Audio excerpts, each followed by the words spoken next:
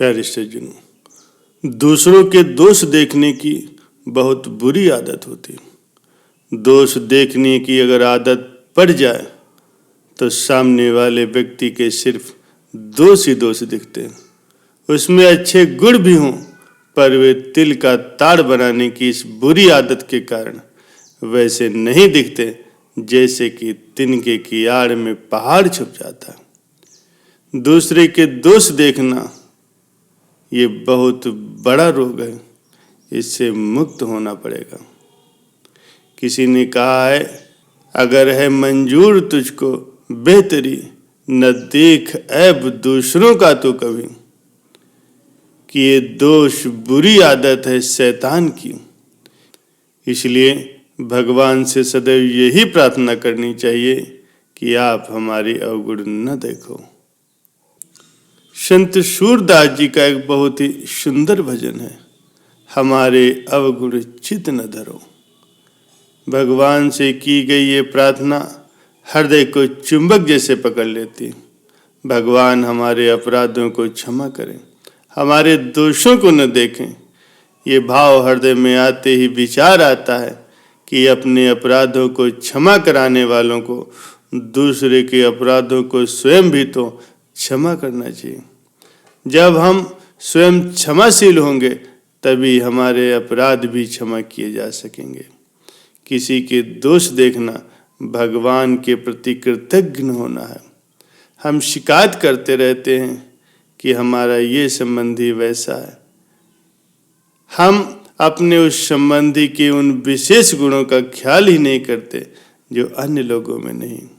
हम भूल जाते हैं कि हमें जो संबंधी मिला है वो दूसरों के संबंधियों की अपेक्षा अनेक बातों में अच्छा, और व्यर्थ में ही हम अपने उस संबंधी के कारण अपने भाग्य को कोसते रहते हैं। इसके अतिरिक्त हम इसलिए भी कृतज्ञ हैं कि हम अपने संबंधी की हुई सेवाओं की सराहना नहीं करते। कृतज्ञता का सबक हमें भगवान से लेना चाहिए। दूसरे की बुराइयों को देखने का परिणाम हमें इस कथा से मालूम हो सकता है। जब हम दूसरे की बुराइयों को देखते हैं तो हमारा कितना नुकसान होता है, हमें कितना दुख प्राप्त होता है, आइए इस कथा से जानें। एक नांगा साधु थे, उनमें तपस्या थी, त्याग थी, अक्खड़पन था। साधु तो ठहरे रमता राम, जहां मन लगा वहीं धुनी लगा दी। वे नागा साधु घूमते हुए एक नगर में पहुंचे। एक नीम का छायादार वृक्ष उन्हें अच्छा लगा। वृक्ष के चारों ओर चबूतरा भी था।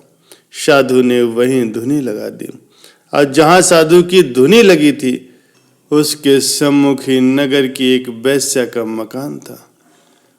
उसके भवन में पुरुष तो आते जाते ही रहते थे। साधु को पता नहीं क्या सूझा, जब वेश्या के घर में कोई पुरुष जाता तब वो एक कंकड़ अपनी धूनी की एक ओर रख देते। उनके कंकड़ों की ढेरी पहले ही दिन भूमि से ऊंची दिखने लगी।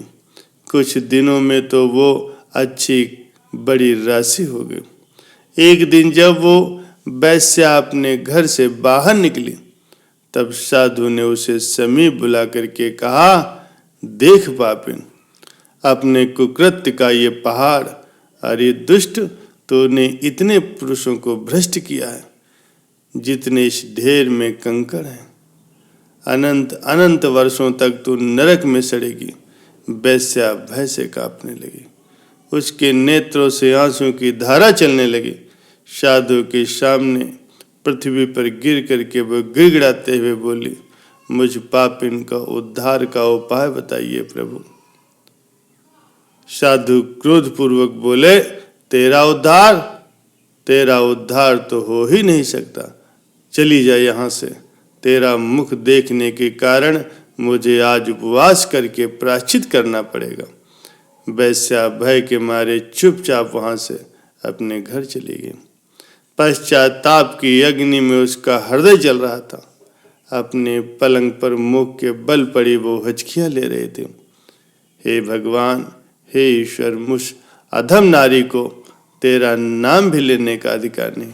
मुझ पर दया कर, तू पतित पावन है। पश्चाताप की घड़ी में ही उसके प्राण निकल गए और उस वैश्या ने भगवान का स्मरण करते हुए अपने देह को त्यागा था, तो उसको फिर भगवान की प्राप्ति हुई। ये कहने की आवश्यकता नहीं। उधर वे साधु घृणापूर्वक सोच रहे थे, ये कितनी पापिन है, आई थी उद्धार का उपाय पूछने। भला ऐसे लोगों का भी कभी उद्धार हुआ करता। उसी समय साधु की आयु भी पूरी हो गई थी। उन्होंने देखा कि हाथ में पास लिए दंड उठाए बड़े बड़े दांतों वाले भयंकर यमदूत उसके पास आकर के खड़े हुए। साधु ने डांट करके पूछा, तुम सब यहाँ पर क्यों आए हो? कौन हो तुम? यमदूतों ने कहा, हम तो धर्मराज के दूत हैं, आपको लेने आए हैं, आप यमपुरी चलिए। साधु ने कहा, तुमसे जरूर कोई भूल हुई है, किसी और को लेने के लिए तुम्हें भेजा गया है। मैं तो बचपन से ही साधु हूँ और मैंने अब तक तपस्या ही की है। मुझे लेने के लिए धर्मराज तुम्हें कैसे भेज सकते हैं? हो सकता है तुम इस मकान में रहने वाली वैश्या को लेने आए हो। यमदूत बोले, हम लोग भूल नहीं किया करते, वो वैश्या तो बैकुंठ पहुंच चुकी है, आपको यमपुरी चलना पड़ेगा। आपने बहुत तपस्या की है, लेकिन पाप भी बहुत किए हैं। वैश्या के पापों की गणना करते हुए आप निरंतर ही पाप चिंतन में लगे रहे और इस मृत्यु काल में भी आप पाप का ही चिंतन कर रहे थे। अब आपके पाप पुण्य के भोगों का निर्धारण यमराज जी करेंगे। साधु के बस की अब कोई बात नहीं थी। यमदूतों के पास में बंधा हुआ प्राणी यमपुरी जाने को विवश ही होता है। प्यारे सज्जनों, जो दूसरों के पापों को देखते हैं, उनका चिंतन करते हैं, तो उन्हें भी उन पाप कर्मों का फल भोगना पड़ता है, उसके पापों की हिस्सेदारी करनी पड़ती है। इसलिए हमें ये ध्यान रखना चाहिए, किसी के भी दोषों को हम न देखें, सदैव उसके अच्छे गुणों को हम देखें।